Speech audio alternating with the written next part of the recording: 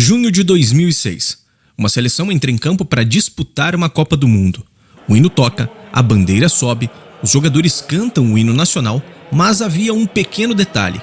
O país que eles estavam representando já não existia mais. Durante aquela Copa do Mundo, uma seleção disputou 3 partidas usando o nome de um país oficialmente extinto. E o mais curioso, quase ninguém percebeu isso. Como um país consegue desaparecer enquanto ainda está jogando uma Copa do Mundo? É o que você vai ver hoje no Calma Torcedor. Para entender essa história, precisamos voltar alguns anos. Na década de 90 existia um país chamado Iugoslávia, uma potência do futebol europeu. Só que guerras civis começaram a destruir completamente aquela nação. A guerra volta à Iugoslávia. O cessar-fogo é rompido e as tropas federais enfrentam os rebeldes na Eslovênia e na Croácia. Pelo menos 10 soldados morreram. Foram os combates mais duros até agora. Nos anos seguintes, o país foi literalmente desmontado. Primeiro a Croácia, depois a Eslovênia, Bósnia, Macedônia e, por fim, sobraram apenas 2 repúblicas, a Sérvia e Montenegro. Elas decidiram permanecer unidas.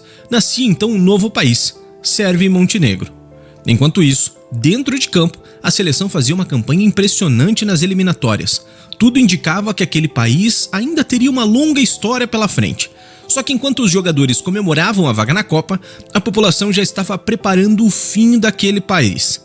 Poucas semanas antes da Copa começar, Montenegro decidiu realizar um referendo. A pergunta era simples: continuar unido à Sérvia ou se tornar um país independente? No dia 21 de maio de 2006, a população respondeu por uma diferença mínima. Montenegro votou pela separação. Dias depois, a independência foi reconhecida internacionalmente. Na prática, o país chamado Sérvia e Montenegro deixava de existir. Mas isso criou um problema que ninguém havia previsto, nem mesmo a FIFA.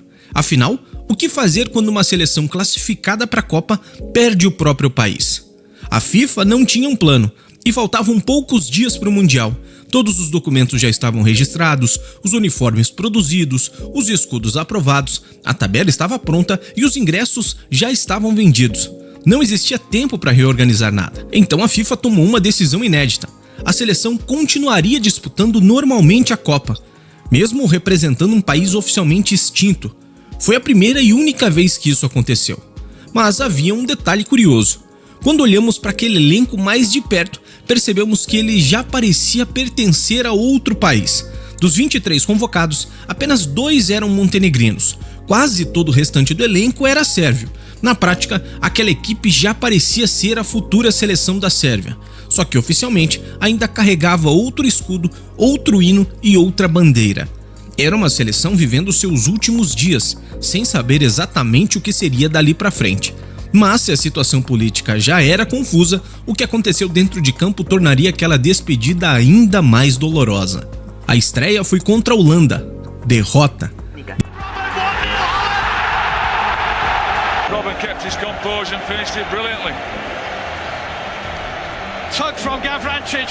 Depois veio a Argentina, um dos jogos mais traumáticos da história daquela seleção. 6-0.